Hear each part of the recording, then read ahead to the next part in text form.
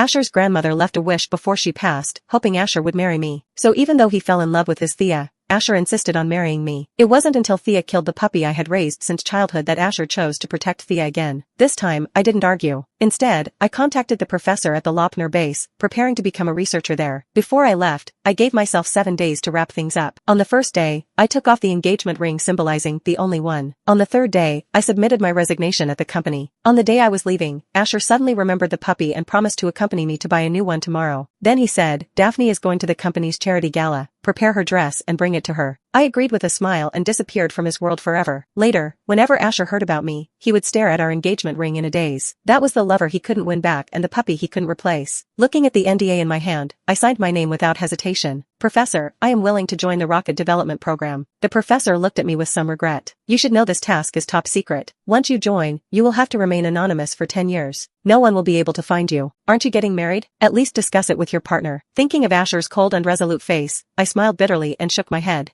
"No need." The professor was silent for a moment, then spoke. "All right, go get ready. We leave in 7 days." It was raining as I left the professor's office, and I walked home in the rain. Unsurprisingly, Asher still hadn't come back. Daphne had taken away Buddy, the dog I had raised since childhood. When I tried to reason with Asher, he blamed me instead, and then he didn't come home for 3 days. I took off the ring on my hand and threw it into the drawer. It was a ring Asher made for me by hand, symbolizing our lifelong love, meant never to be removed, even in death. I naively thought we would grow old together. But everything changed when Daphne returned from abroad. Asher no longer remembered my birthday or cared about my feelings. I became the most invisible person in the house. I was about to take off my soaked clothes when the door sounded. Opening it, I saw Daphne with a spiteful look, disdainfully kicking something at her feet. This beast wouldn't listen and got hit by a car. I looked in disbelief at Buddy's small body lying there, his fur soaked with mud and blood. My heart twisted painfully, and my eyes instantly filled with tears. Seeing this, Daphne's sneer deepened, shrugging indifferently. "It's just a dog. Do you have to cry like your mother died?" I couldn't hold back anymore and pushed Daphne hard. She screamed and fell into Asher's arms, who had rushed over when he heard the noise. Instantly, she was in tears. "Asher, the dog ran out and got hit by a car on its own. Why blame me?" Before I could speak, she cried even harder. "I'm sorry, Cora. I didn't mean to." Touching Buddy's lifeless body, my heart ached to the point of suffocation,